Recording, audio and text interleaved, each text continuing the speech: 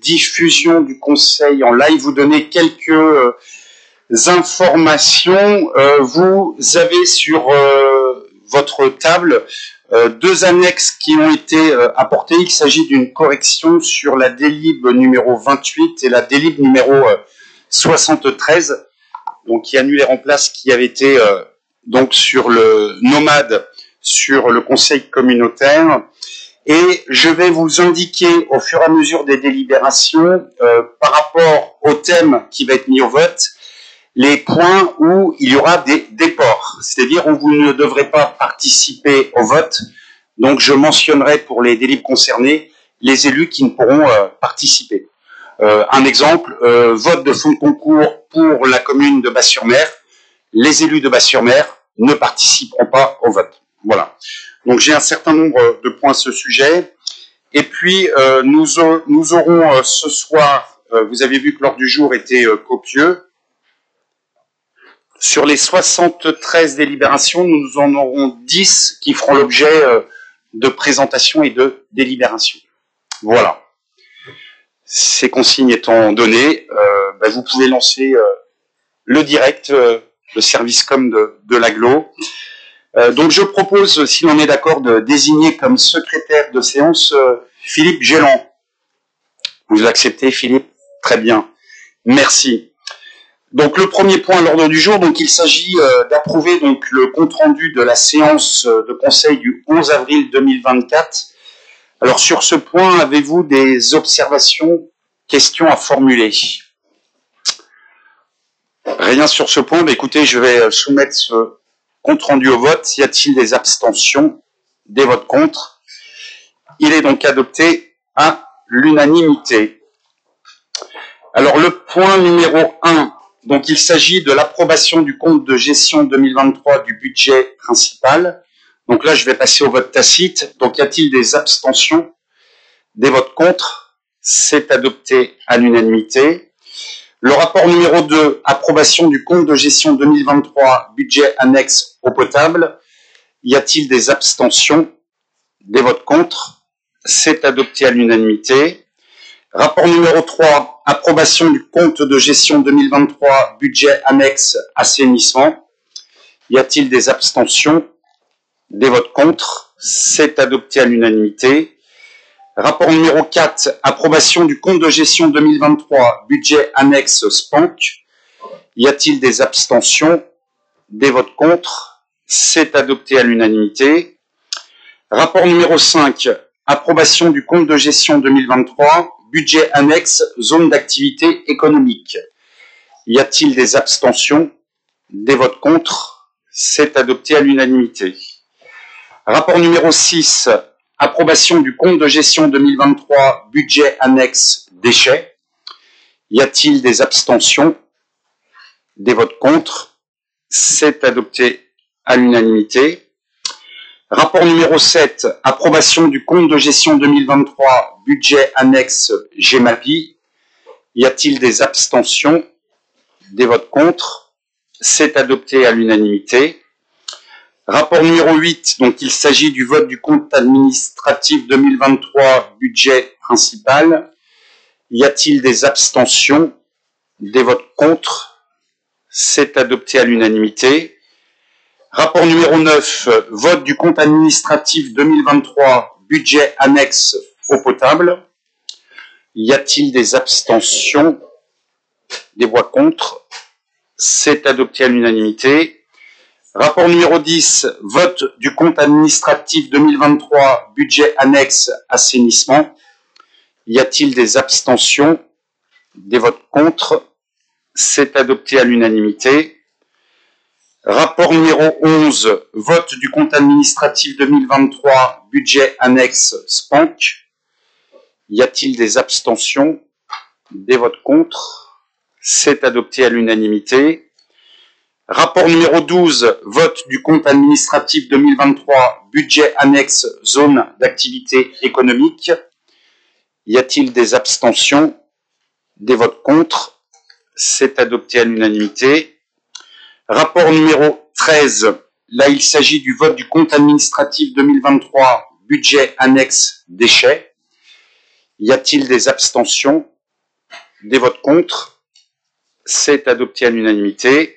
Rapport numéro 14, vote du compte administratif 2023, budget annexe GEMAPI. Y a-t-il des abstentions? Des votes contre? C'est adopté à l'unanimité. Rapport numéro 15, bilan des acquisitions et des cessions immobilières sur l'exercice 2023. Y a-t-il des abstentions? Des votes contre? C'est adopté à l'unanimité. Rapport numéro 16, il s'agit de l'affectation des résultats 2023 au budget principal. Y a-t-il des abstentions? Des votes contre? Adopté à l'unanimité. Rapport numéro 17, affectation des résultats 2023, budget annexe eau potable. Y a-t-il des abstentions? Des votes contre? C'est adopté à l'unanimité. Rapport numéro 18, affectation des résultats 2023, budget annexe assainissement. Y a-t-il des abstentions? Des votes contre? C'est adopté à l'unanimité. Rapport numéro 19, affectation des résultats 2023, le budget annexe SPANC. Y a-t-il des abstentions? Des votes contre? C'est adopté à l'unanimité. Rapport numéro 20, affectation des résultats 2023, budget annexe zone d'activité économique. Y a-t-il des abstentions? Des votes contre? C'est adopté à l'unanimité. Rapport numéro 21, affectation des résultats 2023 sur le budget annexe déchets. Y a-t-il des abstentions? Des votes contre? C'est adopté à l'unanimité. Rapport numéro 22, il s'agit de l'affectation des résultats 2023 pour le budget annexe GEMAPI. Y a-t-il des abstentions? Des votes contre? C'est adopté à l'unanimité. Merci. Donc vous avez remarqué que les 22 premières délibérations étaient de l'ordre financier. Merci, Monsieur Delorme. Alors, nous allons aborder le rapport numéro 23, qui lui fait l'objet de débats et d'une présentation plus complète. Donc là, il s'agit d'approuver le protocole de dissolution du syndicat mixte des transports. Et là, je vais proposer et inviter Pascal Puiset, vice-président en charge des mobilités, à nous présenter ce rapport. Merci, Président. Donc, pour un vice-président chargé des mobilités, venir en conseil communautaire en fauteuil roulant, ça a du sens. Si je me permets une petite boutade. Donc, le syndicat mixte de transport collectif routier de la presqu'île de Guérande-Atlantique a été créé par arrêté préfectoral de la Loire-Atlantique du 22 décembre 2003 entre Cap-Atlantique, la Baule-Guérande et les départements du Morbihan et de Loire-Atlantique. La problématique du jour réside dans le fait que les deux régions Pays de Loire et Bretagne qui ont repris la compétence en 2017 nous ont informé de vouloir se retirer du syndicat mixte des transports collectifs routiers de la presqu'île. Et donc l'enjeu opérationnel pour la communauté d'agglomération, c'est de récupérer la compétence. Nous avons déjà délibéré sur récupérer la compétence transport au niveau de l'agglomération. Au jour d'aujourd'hui, il nous faut dissoudre ce syndicat mixte pour pouvoir effectivement l'intégrer à la compétence de Cap-Atlantique. Donc l'action soumise à la décision, c'est après avoir pris connaissance de l'avis formulé par la Commission ressources et mutualisation du 3 juin 2024, il est proposé d'approuver la dissolution du syndicat mixte de transport collectif routier de la presqu'île de Guérande dans les conditions exposées dans la convention jointe au projet de délibération et ses annexes concernant les principes régissant la répartition des actifs et des passifs financiers, la répartition du personnel, la répartition des contrats, la répartition du pôle d'échange multimodal de la Baule, la répartition des autres biens et équipements, la répartition du solde de trésorerie, la reprise de la marque Lila Presqu'île, le transfert des archives et la reprise du site internet. En vue le Code des collectivités territoriales, l'arrêté préfectoral du 22 décembre 2003, les arrêtés préfectoraux du 24 décembre 2012 et 16 mai 2014 autorisant la modification des statuts du syndicat mixte de transport routier de presqu'île de Guérande Loire-Atlantique et l'arrêté préfectoral du 25 août 2017 portant sur la substitution de la région de la Loire au département de la Loire-Atlantique et de la région Bretagne au département du Morbihan au sein du SMT Lila-Presqu'île. Vu le courrier de la région Bretagne daté du 12 décembre 2022 portant décision de se retirer du SMT Lila-Presqu'île, vu le courrier de la région Pays de Loire daté du 23 mai 2023 portant décision de se retirer de la SMT Lila-Presqu'île, vu la délibération du comité syndical du SMT Lila-Presqu'île daté du 29 juin 2023 autorisant le président du syndicat à engager toute démarche utile permettant de préciser les conditions de la dissolution du syndicat et d'accompagner les membres dans les modalités de reprise des compétences transférées, le Conseil communautaire, après en avoir délibéré et se prononçant conformément aux dispositions des articles L. 5211-1 et suivant du Code général des collectivités territoriales, d'approuver cette dissolution du syndicat mixte du transport collectif routier de la presqu'île de Guérande dans les conditions exposées dans la Convention et ses annexes jointes à la présente délibération, et d'autoriser le président de Cap Atlantique Labaule Aglo à accomplir toute formalité nécessaire à l'exécution de la présente délibération et à signer tout document afférent à cette affaire. Très bien, merci Pascal Puzet. Alors, il faut vous préciser, parce que c'est important aussi dans le cadre de la politique, en complément de la présentation que nous a fait Pascal Puzet, c'est que nous avons intégré dans notre projet de territoire 2030 à ce que nous portions des ambitions au service des usagers et des citoyens du territoire. La mobilité est un des sujets aussi qui est dans nos priorités et qui aujourd'hui en fait fait écho à une situation dont on a hérité, puisque en fait le syndicat mixte des transports avait été créé en 2003, donc juste un an après la création de notre agglo, et nous avions à l'époque deux partenaires, puisque le transport relevait de la compétence des départements. Nous avions donc la Loire-Atlantique et le Morbihan, dont la compétence était assurée. Ensuite, la loi NOTRe de 2015 a indiqué que la compétence transport devait être portée par les régions. Donc en 2017, les nouveaux partenaires du syndicat mixte des transports sont revenus à la région Pays de la Loire, la région Bretagne et l'agglo. Donc, indiquer quand même que dès l'origine, ce n'était pas une volonté dans les politiques publiques des deux régions de reprendre la compétence, c'est le transfert et l'instauration de la loi NOTRe qui les a obligés à le faire. Donc nous avons eu le premier courrier, puisque c'est la région Bretagne qui a fait part la première de son souhait de dissolution du SMT. S'en est suivi après la région Pays de la Loire.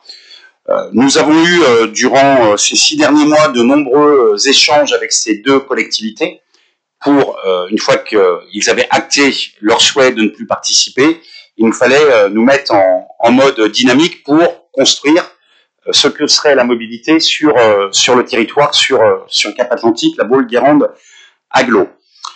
Nous avons donc défini lors de ces négociations, alors un peu différent entre la région Bretagne et la région Pays de la Loire, que notre préoccupation première était que ce changement soit totalement indolore et neutre pour l'usager.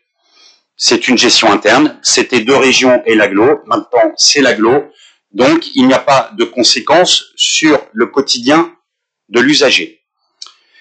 Ayant quand même été pris dans une contrainte de délai, puisque la dissolution du syndicat mixte des transports doit être prononcée au 1er septembre 2024. Nous avons donc au niveau des services de l'agglo lancé un nouveau marché d'1 an pour reconduire l'existant. Donc un nouveau marché a été signé du 1er septembre 2024 au 1er septembre 2025. Donc ça, c'est ce qui acte qu'à la rentrée au 1er septembre, il n'y a pas de changement pour l'usager. Par contre, en parallèle, nous préparons déjà, et vous l'aurez compris, l'échéance du 1er septembre 2025. Donc là, nous allons nous mettre dans une démarche de marché sous forme de délégation de services publics. Au même titre que nous l'avons pour nos centres aquatiques, que nous l'avons pour l'eau, l'assainissement, que nous l'avons aussi en partie pour les déchets. Donc, là, je vais dire que c'est plutôt une délibération technique où il nous faut acter cette dissolution et reprendre le marché. Et vous verrez, il y aura aussi un budget à voter pour la période couvrant le 1er septembre 2024 au 31/12 2024. Et après, nous allons travailler et un atelier vous sera présenté spécifique sur la mobilité lors de notre prochain conseil communautaire. Pour des raisons d'agenda, Franck Louvrier, qui est jusqu'au 1er septembre le président du SMT, est en session à la région ce soir. Donc, nous avons reporté l'atelier au mois de septembre. Et là, on vous présentera globalement le cahier des charges qui sera lancé pour le prochain marché sur la mobilité. Voilà. Donc, pour être aussi transparent, nous avons fait un atelier spécifique avec tous les maires, les maires des 15 communes et puis les adjoints en charge des mobilités pour partager, débattre et que nous ayons aussi le retour et la position de chaque commune avant de construire le plan de mobilité globale sur le territoire. Voilà. Donc, l'important à savoir, c'est technique, mais que pour l'usager, c'est totalement transparent au 1er septembre 2024. Et vous l'avez peut-être vu, mais Pascal, je vous laisse compléter. Non, ce qui est important, c'est effectivement dans ces rencontres qu'on a pu avoir avec les communes, c'est de rentrer aussi dans notre projet de territoire. Et l'AGLO se fixe quand même plusieurs priorités qui intégreront le cahier des charges et auxquelles effectivement les sociétés de transport devront répondre. Donc c'est vraiment proposer une offre de mobilité efficiente et répondant aux besoins des mobilités des habitants et de la qualité. Mettre en place un réseau permettant un report modal et favorisant le transport collectif. On est bien dans la transition énergétique. Participer à la transition énergétique par l'offre de services proposés. Conforter l'image d'un réseau unique et facilitant la continuité de trajet pour les usagers. Assurer un réseau accessible à tous les usagers, assurer une intermodalité avec les modes de déplacement présents dans l'agglomération et sur les territoires de Saint-Nazaire-Aglo, proposer un service unique en termes de dénomination, de tarification et de service aux usagers. Vous savez, on a parlé un petit peu de ce billet unique qui pourrait partir de Herbignac, par exemple, pour aller jusqu'à Nantes, et veiller à la qualité de service. C'est vrai qu'on va, en reprenant la main sur le service, on pourra avoir des exigences dans le cadre de ce cahier des charges.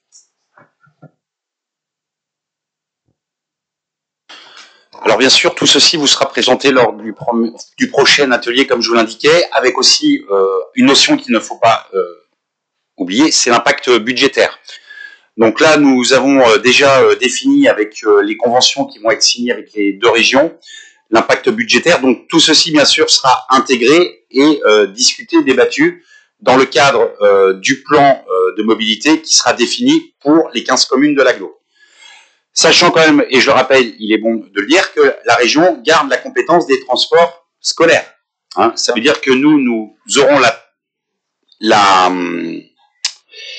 la gestion des lignes intérieures à l'EPCI.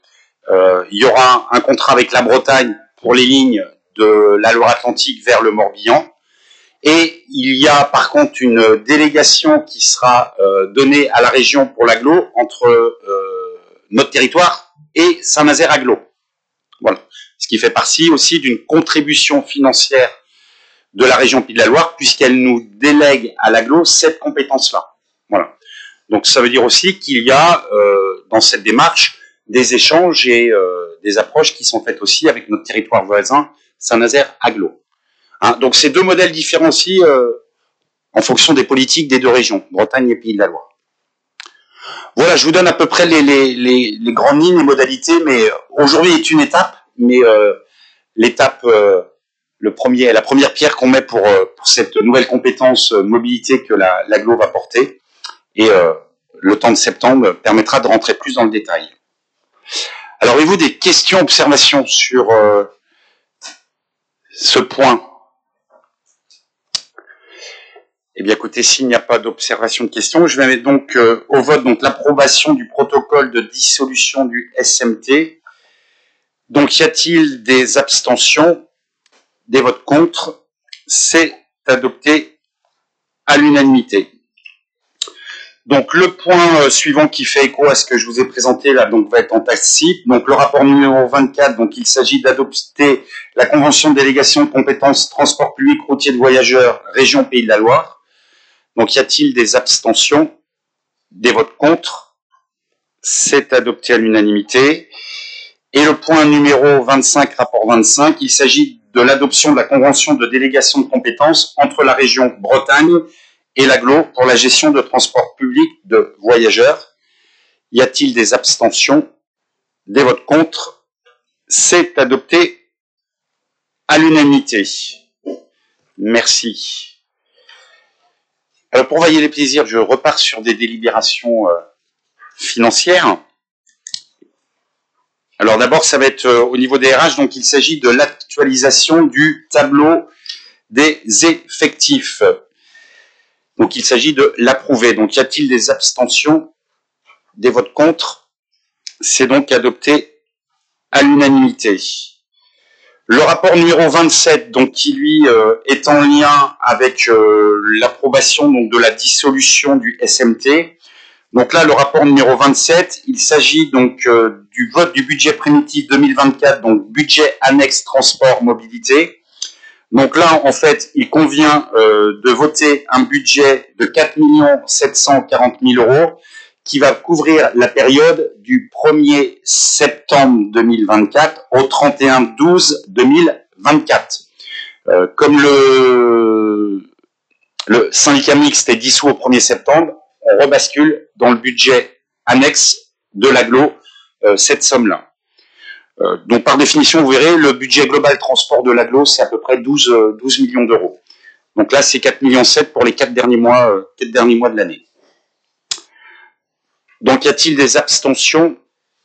Des votes contre? C'est adopté à l'unanimité. Le rapport numéro 28, donc là, c'est une délibération, un rapport technique. Il s'agit de fixer les durées d'amortissement des biens, budget annexe transport mobilité. Donc c'est le document papier que vous aviez sur votre table en correctif. Donc y a-t-il des abstentions? Des votes contre? C'est adopté à l'unanimité. Le rapport numéro 29, donc là, il s'agit du vote du budget supplémentaire 2024 pour le budget principal. Donc, y a-t-il des abstentions? Des votes contre? C'est adopté à l'unanimité. Le rapport numéro 30, donc vote du budget supplémentaire 2024, budget annexe eau potable. Y a-t-il des abstentions? Des votes contre? C'est adopté à l'unanimité. Le rapport numéro 31, vote du budget supplémentaire 2024, budget annexe assainissement. Y a-t-il des abstentions? Des votes contre? C'est adopté à l'unanimité. Le point numéro 32, vote du budget supplémentaire 2024, budget annexe SPANC. Y a-t-il des abstentions? Des votes contre? C'est adopté à l'unanimité. Le rapport numéro 34, vote du budget supplémentaire 2024, budget annexe déchets. Y a-t-il des abstentions? Des votes contre? C'est adopté à l'unanimité.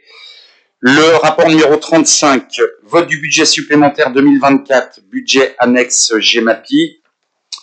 Y a-t-il des abstentions? Des votes contre? C'est adopté à l'unanimité. Le rapport numéro 36, correction sur exercice antérieur pour le budget annexe assainissement. Y a-t-il des abstentions? Des votes contre? C'est adopté à l'unanimité. Le rapport numéro 37, des admissions en non-valeur pour le budget principal. Y a-t-il des abstentions? Des votes contre? C'est adopté à l'unanimité. Le point numéro 38, admission non-valeur du budget annexe assainissement. Y a-t-il des abstentions? Des votes contre? Adopté à l'unanimité. Le rapport numéro 29, admission non-valeur du budget annexe SPANC. Y a-t-il des abstentions? Des votes contre? C'est adopté à l'unanimité. Le point numéro 40, création et modification des autorisations de programme crédit de paiement. Y a-t-il des abstentions? Des votes contre?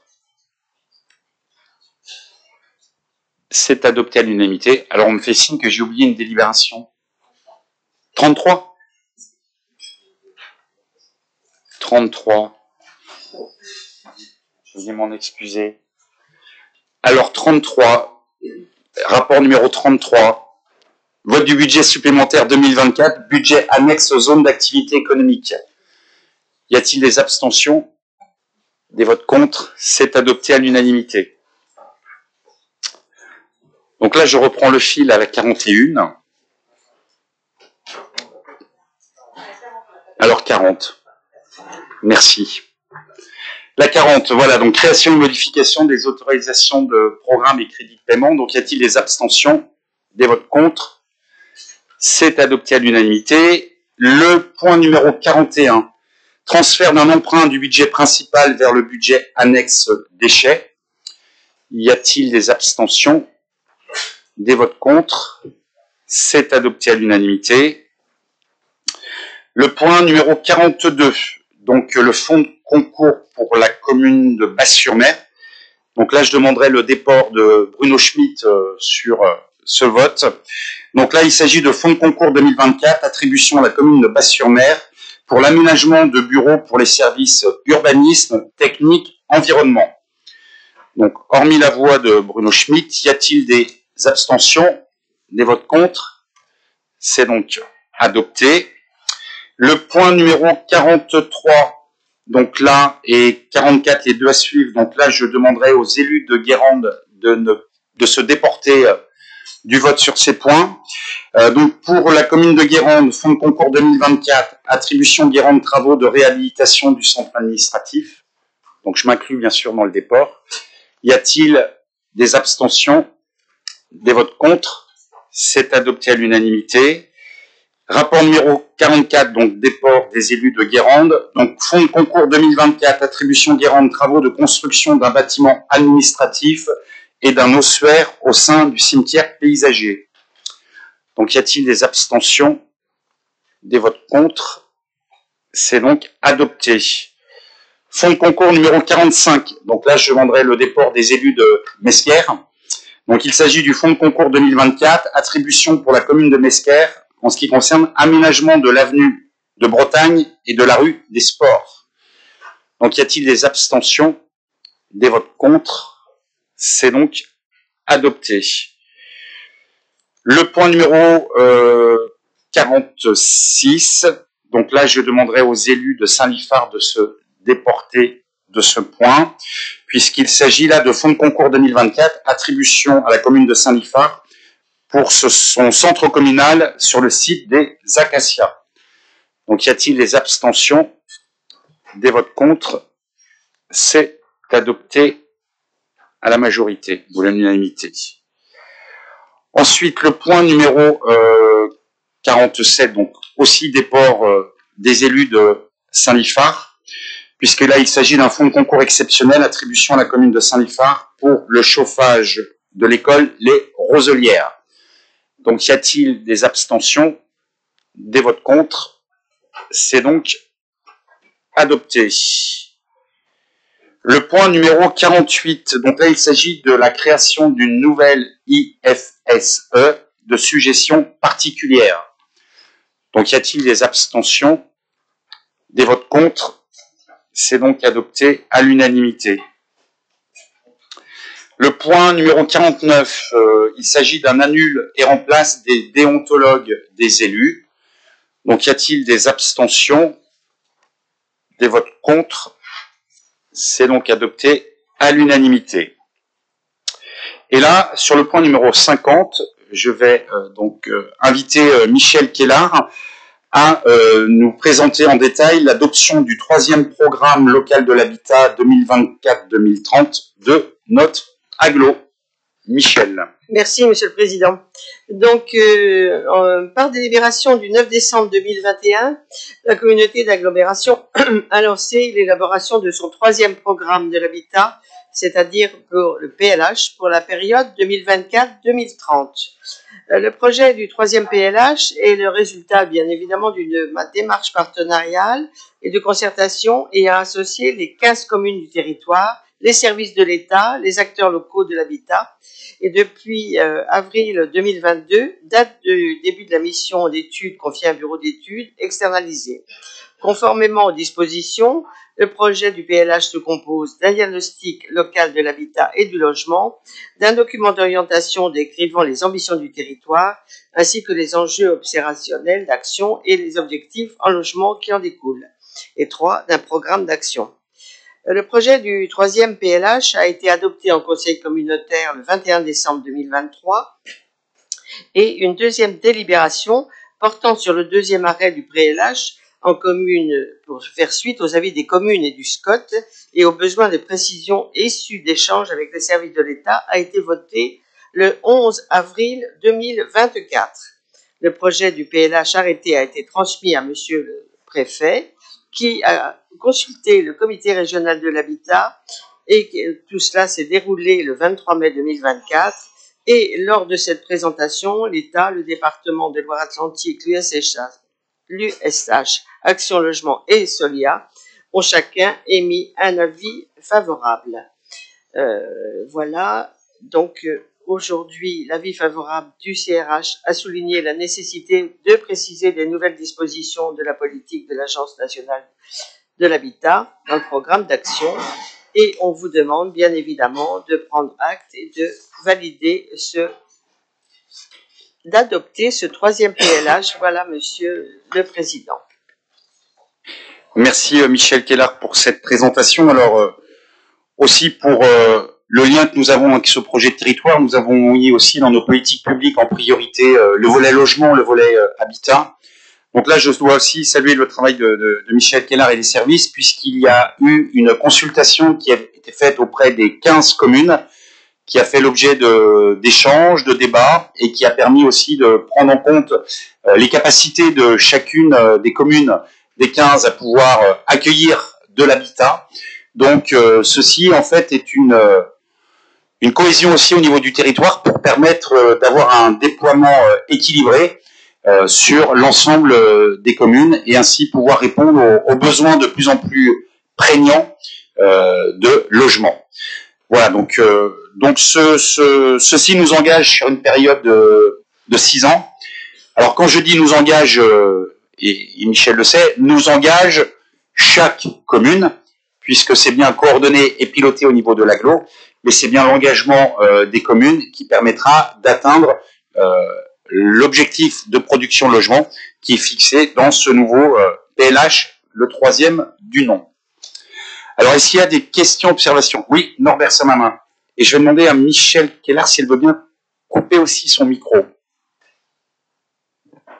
Oui, je me permets, on aura la même position que nous avons exprimée lors du lancement en tout cas du lancement de la consultation sur le PLH 3. C'est-à-dire que nous continuons, au titre de notre commune, à vouloir aller au-delà, c'est-à-dire que nous souhaitons prioriser des opérations avec les 30% de logements locatifs sociaux obligatoires, mais le restant, nous souhaitons le faire à 70% en bail réel solidaire. Pour la simple et bonne raison, c'est que ce qui nous est imposé aujourd'hui à travers le PLH, mais ce qui nous est imposé aussi à travers les critères qualitatifs de l'État tels qu'ils sont portés par la loi SRU, ce serait de dire que si l'on fait 30% de logement locatif social, donc plus PLAI, c'est de faire au maximum 30% de BRS. Or là, ça veut dire que les 40% restants, pour nous, c'est du logement libre. 40% restants en logement libre, c'est 40% de résidences secondaires. Et aujourd'hui, nous avons besoin et de retrouver plus de résidents principaux et de rééquilibrer résidents principaux, résidents secondaires. C'est pour ça que, de ce point de vue-là, nous sommes obligés de nous abstenir par rapport au PLH, où nous souhaitons continuer à prioriser, nous, une production beaucoup plus importante de logements en bail réel solidaire. Très bien, mais il est important aussi de préciser, Norbert Samama, que cette demande en BRS n'est pas autorisée par la réglementation. C'est donc, et je l'ai eu l'occasion de le préciser, une négociation avec la ville du Pouliguen et le sous-préfet pour obtenir une dérogation à la loi. Donc, si le Pouliguen est prêt à défendre et à expérimenter sur sa commune, voilà, il faudra maintenant opérer grosse négociation avec les services de l'État. Alors, nous avons rencontré à ce titre effectivement les services de l'État la semaine dernière. Nous poursuivons le dialogue avec eux et ils ont compris tout l'investissement qui était le nôtre au titre d'une politique d'habitat effectivement extrêmement forte, tournée vers l'accueil de résidents principaux. Et je dois dire que malheureusement, le projet de logement qui était en cours d'élaboration au sein de l'Assemblée nationale et du Parlement portait cette idée d'ouvrir la porte justement à une répartition beaucoup plus forte en PLS et en bail réel solidaire. Malheureusement, comme vous le savez tous, la dissolution a stoppé toute discussion autour des projets de loi qui étaient en cours d'élaboration à l'Assemblée nationale. Voilà. Donc, le suspense s'est rajouté au suspense. Voilà. Formidable. Exactement. Merci Norbert Saint-Marin pour ces précisions. Alors écoutez, je vais mettre au vote. Donc j'ai les abstentions des élus du Pouliguen. 2 élus. Très bien. Donc 2 abstentions. Y a-t-il des votes contre? C'est donc adopté à la majorité. Toujours sur la thématique de l'habitat, donc le rapport 51. Donc là, que va nous présenter aussi Michel Kellar, il s'agit de la modification du dispositif d'aide à l'équilibre des opérations de logements sociaux d'intérêt communautaire. Merci, Monsieur le Président. Donc, en délibération du 13 décembre 2007, le Conseil communautaire avait défini les modalités pour aider le logement social, le PLUS et le PLAI. Ce dispositif a été bien évidemment bien activé et le Conseil communautaire du 15 novembre 2012 est ensuite venu aider davantage ces évolutions réglementaires de la construction et du financement. En délibération du Conseil communautaire du 1er juillet 2021, nous y avons intégré le bail réel solidaire et les logements à destination des travailleurs saisonniers, puisque nous sommes dans l'obligation, vous le savez, on a signé, nous les communes touristiques, des contrats pour avoir du logement saisonnier, et nous devons prendre en compte tous ces surcoûts supplémentaires, bien évidemment. Donc, sur la période du deuxième PLH 2016-2021, je rappelle quand même que plus de 1000 logements sociaux ont été programmés sur le territoire et subventionnés à 90% par l'agglomération.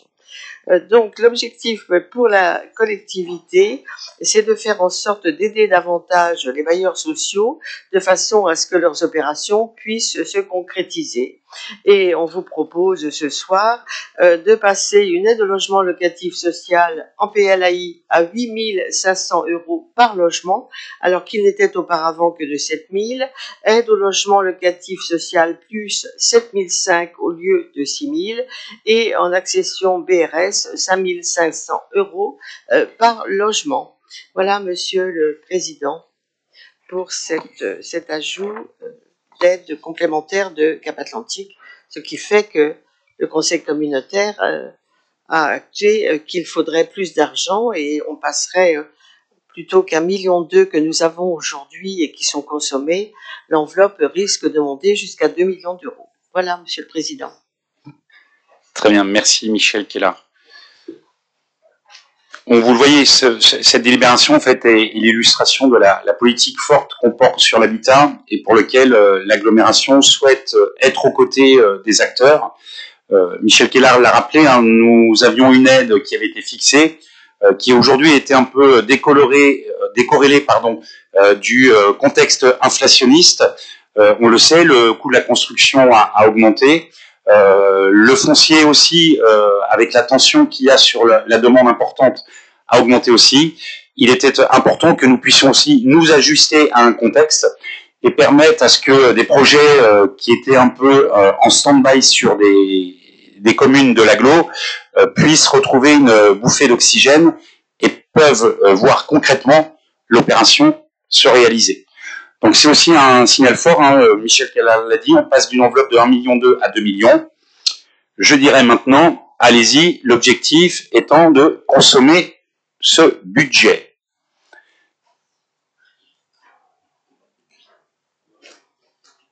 Alors, y a-t-il des observations, des questions ou besoin de compléments sur cette délibération?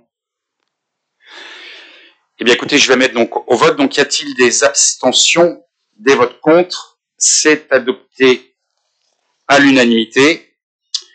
Donc, le point numéro 52, qui là aussi va nous être présenté par Michel Keller. Donc, il s'agit de la modification des modalités d'intervention de l'aide aux acquisitions foncières des communes pour la réalisation de logements sociaux.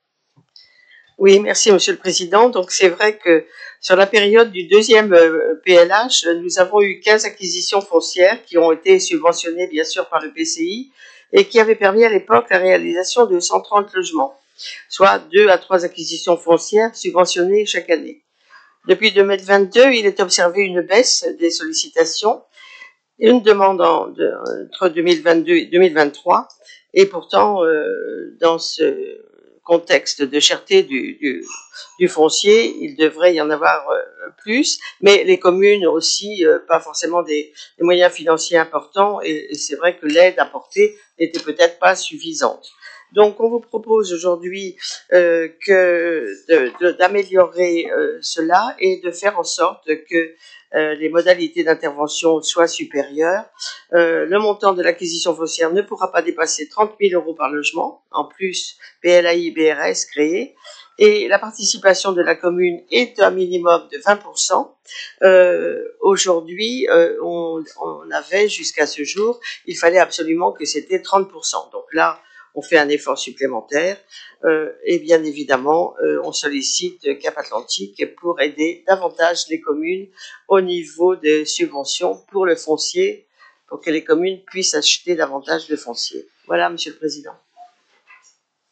Merci Michel Keller.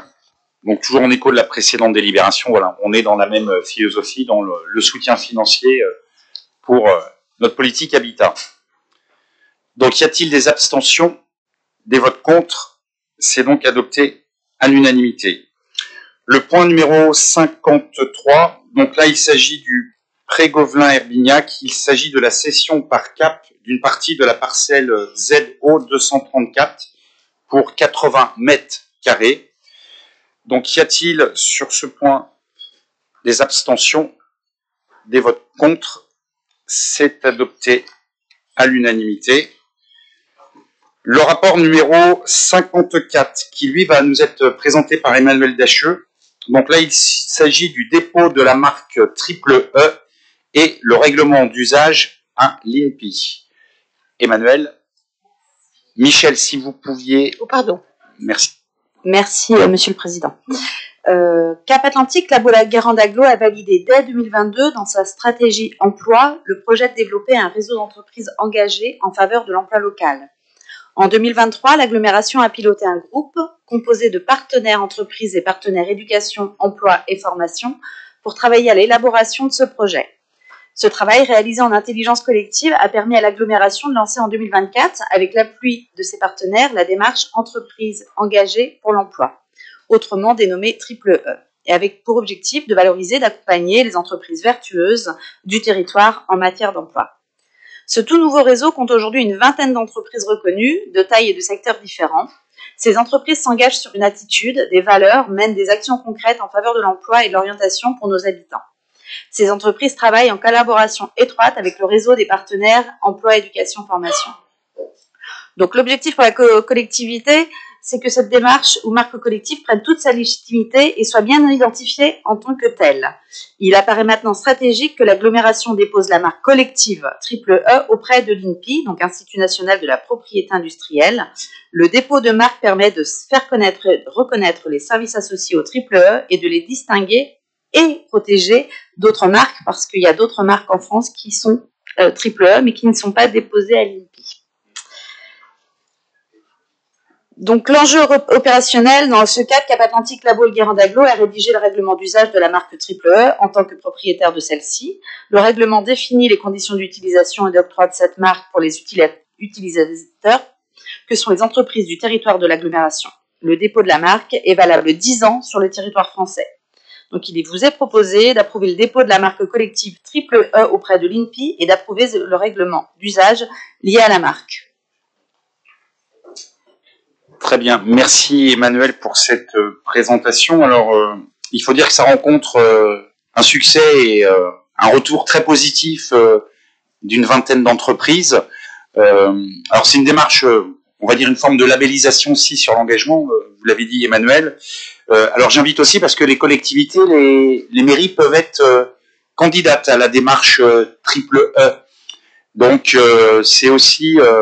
par exemple, favoriser l'accueil des stagiaires ou mettre en place des actions qui permettent en fait aussi d'avoir une attractivité, faire connaître la fonction publique au travers des collectivités locales.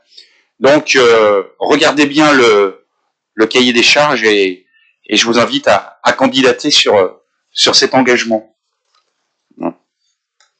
Alors bien sûr, vous l'avez vu, hein, c'est composé de plusieurs partenaires, hein, vous l'avez dit, hein, c'est France Travail, la mission locale, l'unité emploi du conseil départemental, la passerelle, en fait. Tous les acteurs sont aussi mobilisés autour de la démarche et ça fédère. Hein. Voilà. Donc, sur le dépôt de la marque triple E, est-ce que vous avez des observations, questions? Eh bien, écoutez, je vais soumettre au vote. Donc, y a-t-il des abstentions? Des votes contre? C'est adopté à l'unanimité. Le point numéro 55, donc là, je demanderai à Emmanuel Dacheux de se déporter du vote. Donc, le point 55, il s'agit donc de l'adhésion à Réseau Initiative Loire-Océan, désignation donc du représentant de la communauté d'agglomération, qui sera donc Emmanuel Dacheux. Donc, je mets au vote, y a-t-il des abstentions? Des votes contre? C'est adopté à l'unanimité. Le point numéro 56, là il s'agit d'une transformation du syndicat mixte Atlampol qui change de statut et qui passe en groupement d'intérêt public. Donc y a-t-il des votes contre? Des abstentions? Comment?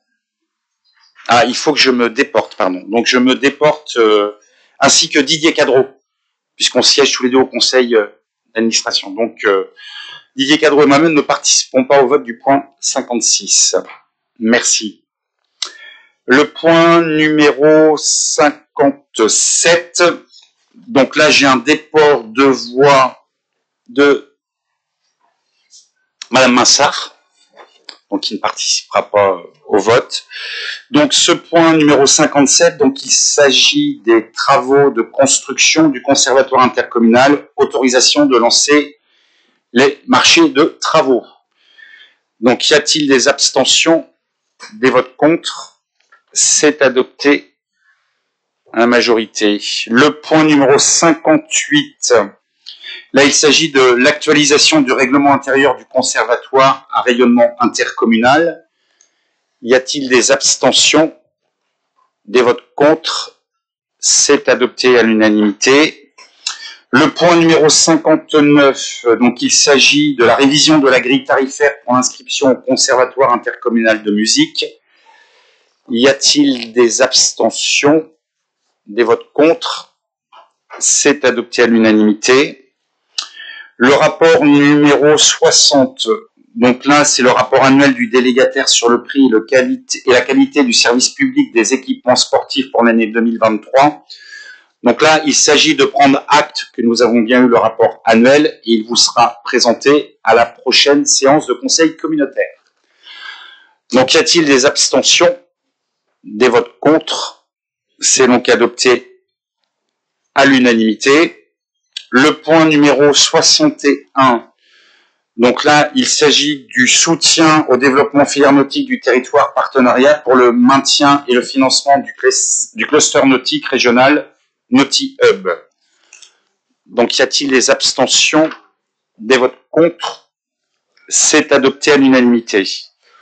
Le point numéro 62, avenant à la convention d'utilisation des centres aquatiques et de facturation des dépenses résiduelles du transport des élèves. Y a-t-il des abstentions? Des votes contre? C'est adopté à l'unanimité. Le rapport numéro 63, rapport annuel d'activité 2023 de la SPL La Baule Presqu'île Guérande Tourisme. Donc là aussi, il s'agit de prendre acte que nous avons bien eu le rapport et il vous sera présenté aussi au prochain conseil communautaire. Donc y a-t-il des abstentions, des votes contre? C'est adopté à l'unanimité. Le point numéro 64, là aussi, rapport annuel du délégataire sur le prix et la qualité du service public des eaux usées, année 2023. Donc prendre acte également. Y a-t-il des abstentions, des votes contre? C'est adopté à l'unanimité. Le point numéro 65, rapport annuel du délégataire sur le prix et la qualité du service public de l'eau potable, année 2023. Donc prendre acte également. Y a-t-il des abstentions, des votes contre? C'est adopté à l'unanimité.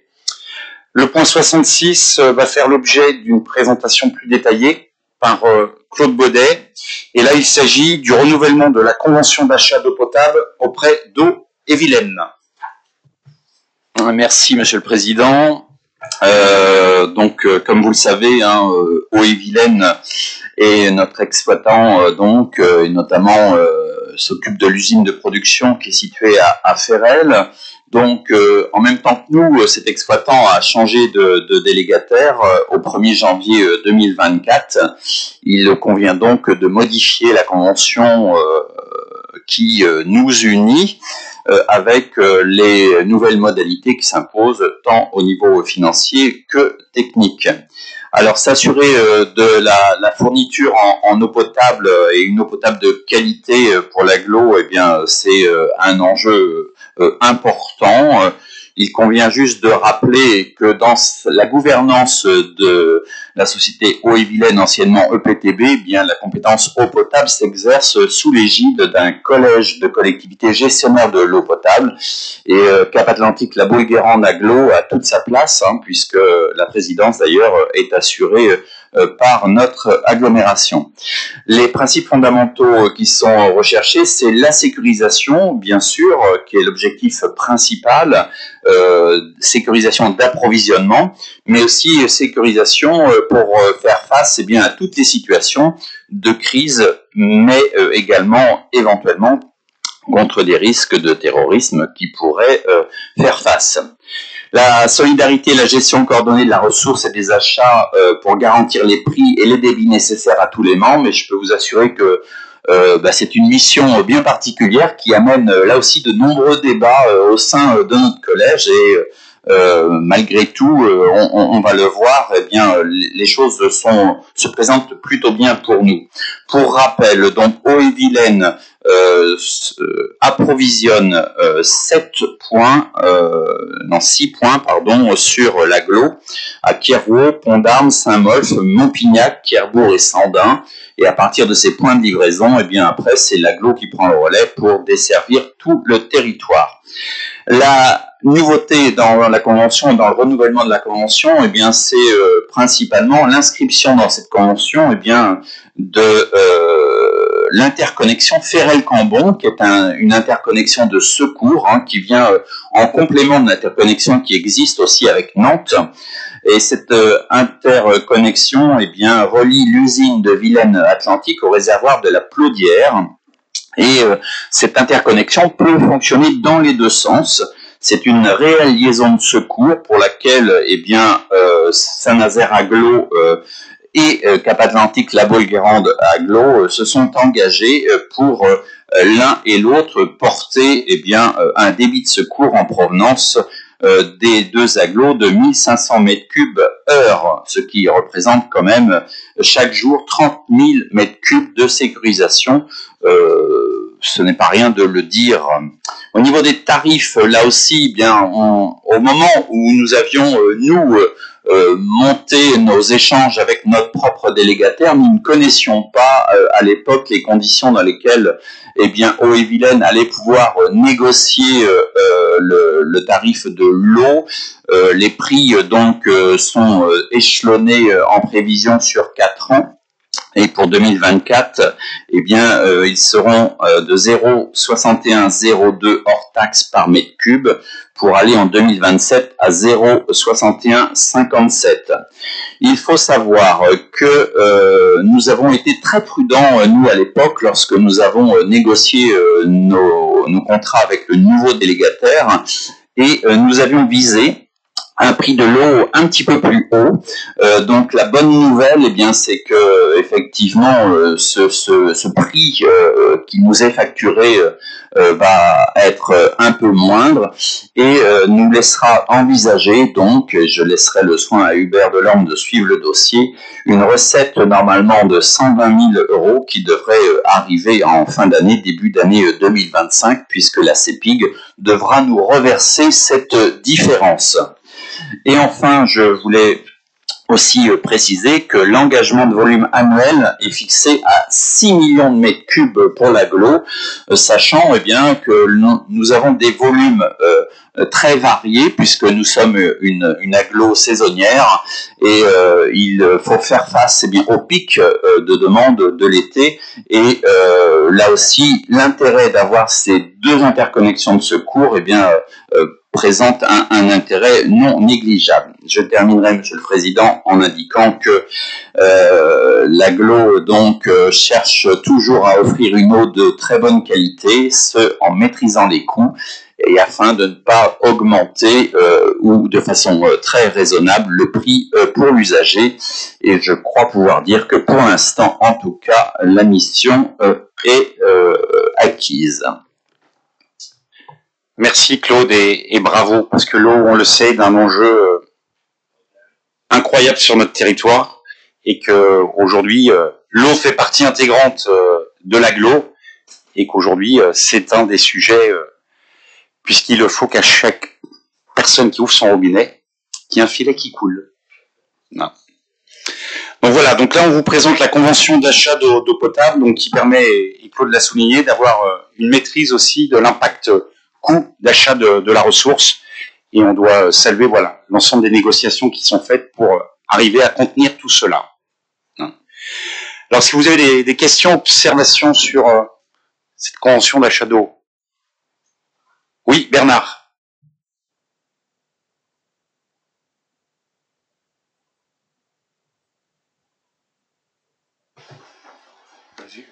Oui, juste pour vous préciser que ce matin, nous avons inauguré donc la liaison entre l'usine des eaux de Ferrel et l'usine de Villejean à Rennes, ce qui permettra encore de sécuriser davantage notre alimentation en eau potable. Donc voilà, avec un débit possible de 25 000 mètres cubes jour. Et deuxième information, nous voterons demain donc en conseil syndical donc la convention qui va nous relier. Très bien, merci Bernard pour ces précisions. Bien écoutez, s'il n'y a pas d'autres interventions, je vais donc mettre cette délibération au vote. Donc y a-t-il des abstentions, des votes contre? C'est donc adopté à l'unanimité. Le point numéro 67 que je vais vous développer, c'est un sujet que nous avons déjà abordé, mais là, la Chambre régionale des comptes, en fait, a poussé son contrôle sur la gestion du trait de côte, donc de 2011 à 2023, et là, il s'agit en fait du rapport thématique régional de synthèse. C'est-à-dire que l'ensemble des EPCI qui ont eu un audit par la CRC sur l'érosion du trait de côte se sont vus notifier dans le même rapport toutes les informations et réponses. Donc, je ne vais pas vous faire l'affront de lire tout le rapport de la CRC. Vous y trouverez quand même globalement la réponse que nous avions adressée aux magistrats en date du 25 mars 2024. Reprenons déjà les éléments que nous avions apportés. Et globalement, dans la synthèse, si je puis dire, ou les recommandations qui sont faites, mais là, elles sont au niveau régional, donc le contrôle de tous les EPCI. Donc, il s'agit de renforcer la connaissance des biens et équipements menacés par l'érosion côtière sur le littoral ligérien qui apparaît densément occupé.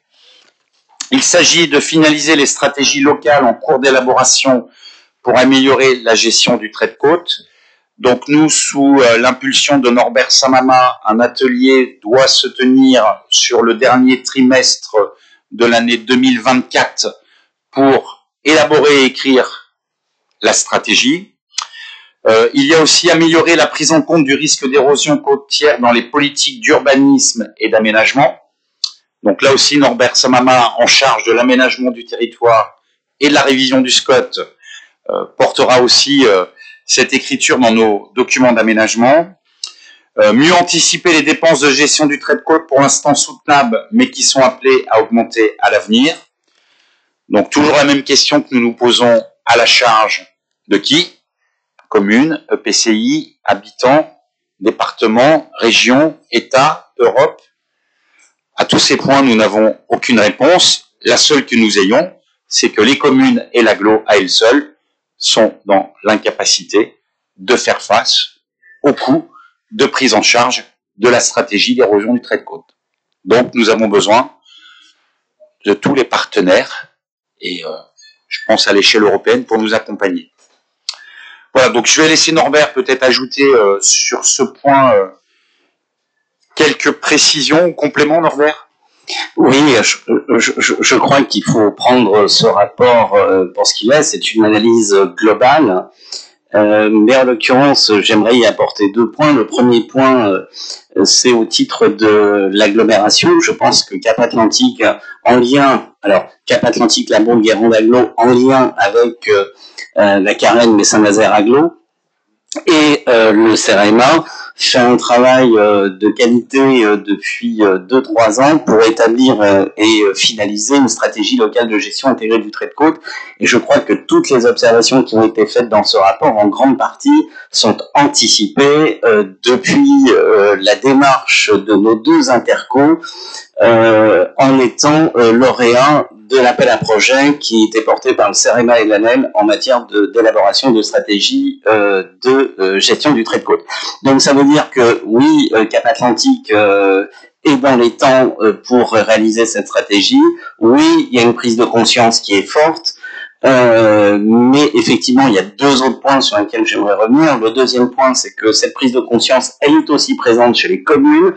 Le rapport a peut-être trop mis de côté les communes en se disant que les communes n'étaient pas une partie intégrante de l'intercommunalité, ce qui est un tort. Je crois que pour les communes de Piriac, si je puis me permettre, Emmanuel, et pour les communes du Pouliguen, nous sommes tout autant investis dans cette démarche, et bien au contraire, en tant que membre de l'Interco, nous tenons à aller jusqu'au bout.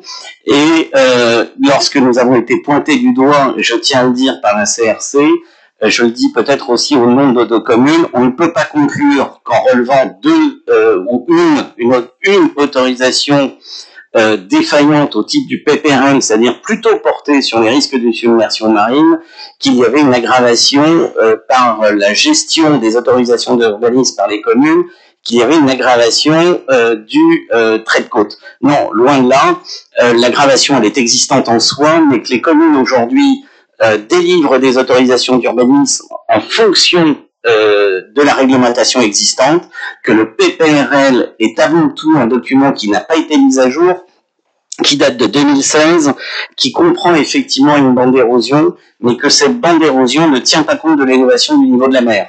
Et on ne peut pas reprocher aux communes de ne pas tenir compte de cette élévation à partir du moment où les documents qui sont en vigueur n'en tiennent pas compte. Tout ça pour vous dire que je pense que nos communes sont loin d'être à mettre au pilori.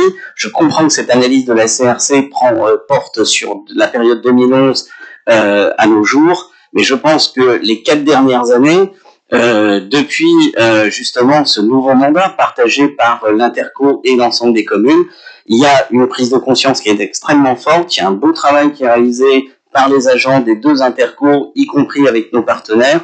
Et je pense que là-dessus, si effectivement la CRC tenait à ce que les choses aillent beaucoup plus vite, une recommandation n'y figure pas et ne figure pas dans ce rapport. Elle était très simple. Il suffisait de demander à l'État de mettre à jour les PPRL actuels. Et effectivement, on se serait passé d'avoir toute une problématique autour des cartographies qui sont à établir maintenant sous la seule responsabilité de nos intercos et de nos communes. Ça, c'était le deuxième point, et je crois qu'au contraire, il faut féliciter tous les partenaires que nous sommes ici autour de la table et tous les responsables et les élus locaux, parce que je crois qu'il y a un vrai travail, un vrai investissement pour anticiper ces échéances d'érosion à 2050 et 2120. Et le dernier point, mais je crois que Nicolas l'a fort bien dit, Nicolas Criot à l'instant, donc président, c'est que aujourd'hui, alors malheureusement, la dissolution a aussi arrêté ce travail. Nous devions avoir des conclusions à la fin du mois de juin décidément, ce mois de juin, mais à la fin du mois de juin, des conclusions de la part du Comité national du trait de côte, notamment en termes de propositions au gouvernement pour le financement des actions qui seraient menées concernant l'érosion. Il faut savoir qu'une stratégie, c'est un diagnostic, ce sont des orientations, c'est aussi un plan d'action. Mais établir un plan d'action quand vous n'avez pas le financement, quand vous n'avez pas une perception ou en tout cas une concrétisation du potentiel budget, eh bien c'est extrêmement difficile d'établir un plan d'action. Et que nous insistons, et je pense que nous insistons tous, que ce soit nos deux intercommunalités, que ce soit moi-même en tant que membre de l'ANEL, de l'Association nationale des élus du littoral, nous insistons tous pour que ce financement ne se contente pas de peser sur le contribuable local et ne pas uniquement porter le financement de l'érosion parce que Nicolas l'a fort bien dit, ce sont des sommes qui pourraient être considérables à long terme, ne pas se contenter de faire porter cette charge au contribuable local, mais faire appel à une solidarité nationale parce que le recul du trait de côte il concerne l'ensemble de notre territoire métropolitain et pas que, puisque cette érosion, c'est aussi un problème ultramarin fort. Il faut savoir que nos territoires ultramarins sont terriblement impactés par l'érosion et qu'à ce jour, s'il n'y a pas de solidarité nationale, ce n'est pas à travers la seule taxe GEMAPI que nous saurons faire face avec un plan d'action efficace à l'érosion future. Voilà. Très bien, merci Norbert de ces précision des 2 ou 3 points importants à porter à la connaissance de chacun. Alors, est-ce qu'il y a d'autres interventions ou réactions sur ce rapport de la CRC régionale? Bon, écoutez, je vous propose de mettre au vote. Donc, il faut prendre acte donc, de ce rapport et du débat. Donc, y a-t-il des votes contre? Des abstentions? C'est adopté à l'unanimité. Le point numéro 68, donc là, il s'agit de travaux de création d'un bassin tampon et du poste de refoulement d'eau usée du CES Guérande, rue des Avocètes à Guérande. Donc, y a-t-il des abstentions? Des votes contre? C'est adopté à l'unanimité. Le point numéro 69, donc là, il s'agit de travaux de renouvellement réseau eau potable eau usée eau pluviale avenue Guy de la Morandais à la Baule Escoublac. Donc, y a-t-il des abstentions? Des votes contre? C'est donc adopté à l'unanimité. Le point numéro 70, la travaux, renouvellement, extension, réseau eau pluviale, réhabilitation, réseau d'assainissement eau usée, avenue et impasse Trois-Fontaines, la Baule Escoublac. Y a-t-il des abstentions? Des votes contre? C'est adopté à l'unanimité. Le point numéro 71, donc là il s'agit de l'approbation des zones d'accélération des énergies renouvelables. Et là je vais demander à Pascal Puiset de nous présenter ce point. Merci Président. Donc la loi du 10 mars 2023 d'accélération de la production d'énergie renouvelable, APER, demande l'identification de zones d'accélération par l'implantation d'installations terrestres d'énergie renouvelable. Ces zones instituées à l'échelle communale concernent l'ensemble des énergies renouvelables et doivent permettre de favoriser l'acceptabilité locale des projets. Elles ne sont cependant pas exclusives et des projets d'énergie renouvelable pourront être développés en dehors de ces zones. Cap Atlantique La Baule-Guérande, coordinatrice du PCAET, a proposé aux communes du territoire de les accompagner techniquement dans la définition de ces ZAENR. Ce travail permet de donner une déclinaison concrète aux objectifs du PCAET, objectif de moins 48% d'émissions de gaz à effet de serre en 2030, via notamment moins 28% de consommation d'énergie et une production d'énergie renouvelable multipliée par 2,3. L'enjeu opérationnel, grâce à ce travail commun, les communes ont pu identifier des zones d'accélération qui répondent pleinement à ces objectifs, présentés ci-dessous, avec objectifs 2030 et potentiels maximaux 2050 du PCAET. La loi AEPR prévoit qu'un débat soit organisé au sein de l'organe délibérant de l'établissement public de coopération intercommunale sur la cohérence des zones d'accélération identifiées avec le projet de territoire. Certaines communes doivent encore valider leur ZAENR et ou concerter leur population. Cependant, compte tenu du travail déjà effectué, les ZAENR ne devraient pas évoluer ou n'évolueront qu'à la marge, soit par un ajout ou retrait de quelques zones photovoltaïques sur toiture ou sur ombrière suite au retour de particuliers ou d'entreprises pendant la concertation, soit par retrait de certaines ZAENR photovoltaïques au sol suite aux observations des gestionnaires d'espaces naturels, en particulier le parc naturel régional de Brière. À noter que les ZAENR définis ont fait l'objet d'une concertation avec la profession agricole pour éviter autant que possible toute zone agricole et conflit d'usage. Ce qui est soumis à notre débat, il est précisé qu'à l'issue de ce travail, les ZAENR seront transmises au référent préfectoral afin d'être soumises à l'avis du comité régional de l'énergie. En cas de zone insuffisante, une demande d'identification de zones complémentaires pourrait être formulée auprès des communes qui n'auraient pas été suffisamment ambitieuses. Une fois les ZAENR arrêtés, les communes auront la possibilité de définir via leurs documents d'urbanisme des zones d'exclusion des énergies renouvelables. Très bien, merci Pascal Puiset pour la synthèse en ce qui concerne cette approbation des ZAENR qui doit ou qui a commencé pour certains à faire l'objet de délibérations au sein de vos conseils municipaux, puisque comme l'indiquait Pascal Puiset, c'est porté par l'agglo, mais c'est bien une attente de chaque commune de produire une cartographie qui reprend les objectifs à minima à atteindre. Et vous l'avez vu, où je peux dire qu'on part de loin, mais les objectifs à atteindre sont très ambitieux. Et vous l'avez soulevé, on a une bonne connaissance chacun de son territoire et de sa commune, entre les zones humides, les parcs de Brière, les zones agricoles et autres, l'exercice, à la limite, devient assez simple en termes d'identification de projets. Alors bien sûr, c'est à l'initiative des collectivités publiques, donc l'agglo et chaque commune en tant qu'institution est propriétaire de bâtis ou de fonciers, mais c'est bien sûr aussi d'impulser aussi la même démarche auprès des particuliers, avec un petit clin d'œil pour les communes qui sont situées en secteur architecte des bâtiments de France, où là, globalement, c'est déjà des zones que nous mettons d'une croix rouge. Donc, voilà. Donc, voilà, c'est important, mais nous aurons aussi un suivi qui sera fait, comme vous l'avez expliqué, Pascal, avec les services de l'État.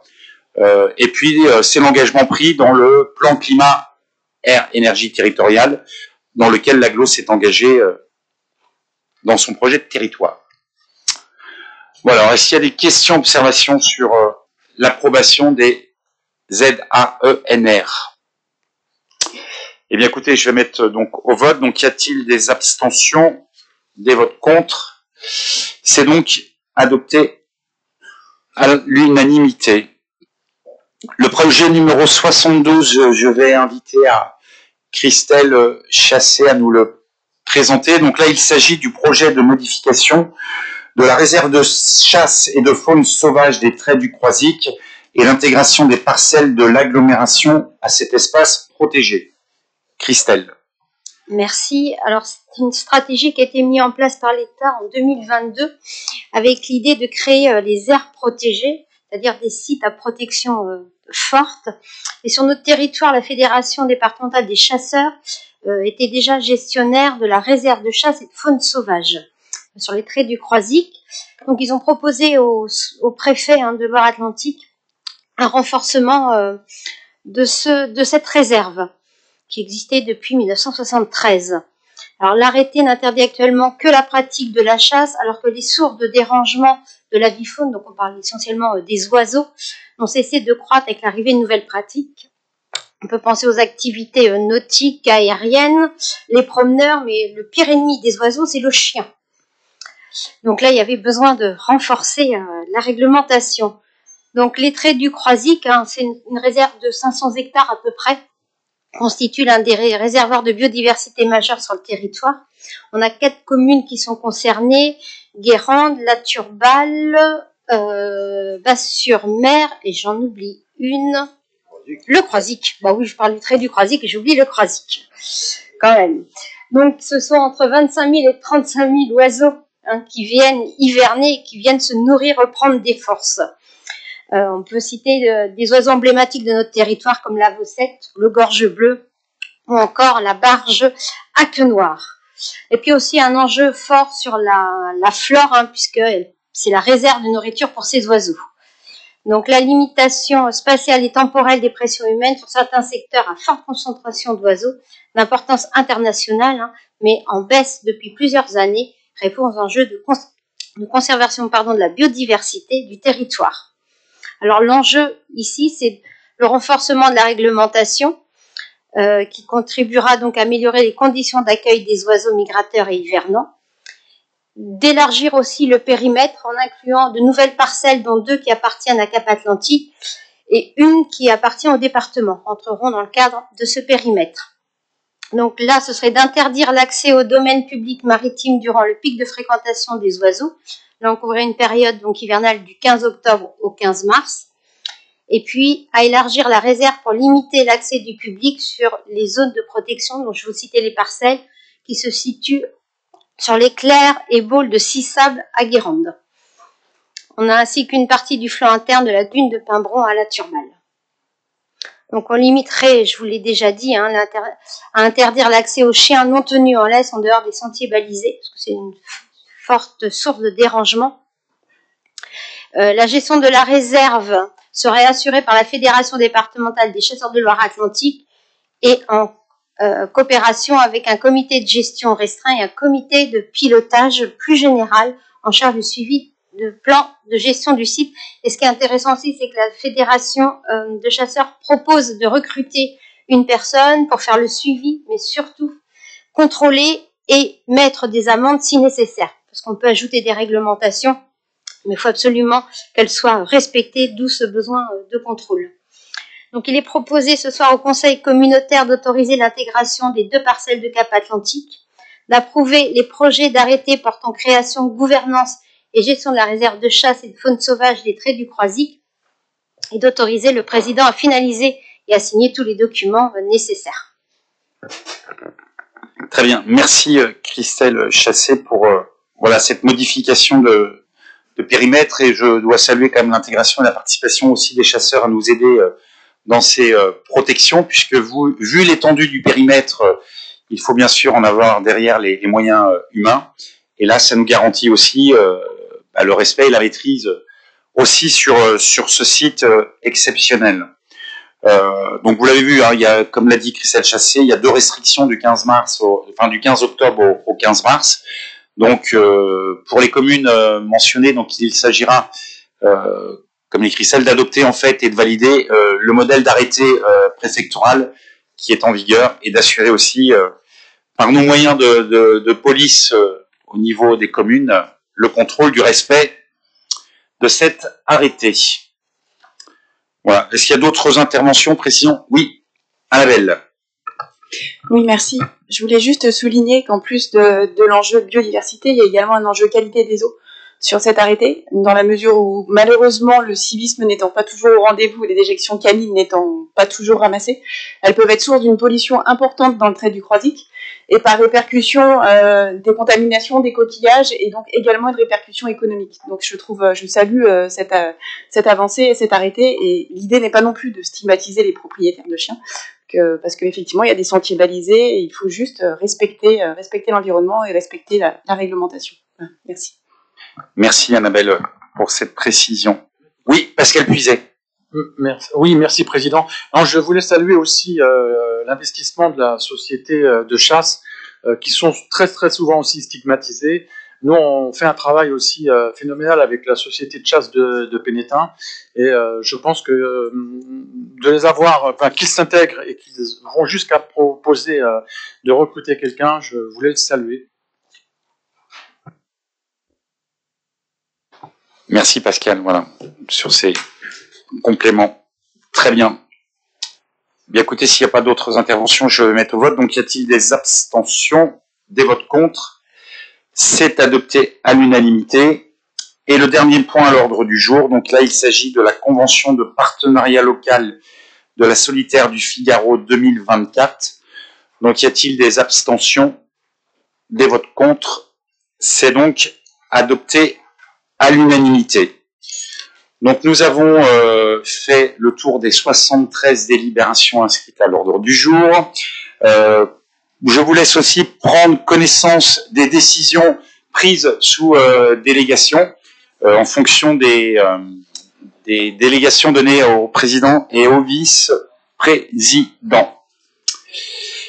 Eh bien écoutez, comme c'est le dernier conseil communautaire avant la saison estivale, et vous remarquerez que je ne dirai pas avant la pause estivale, puisqu'on sait ce qu'est notre territoire, vous êtes tous conviés à l'arrière de cette salle pour partager un moment de convivialité.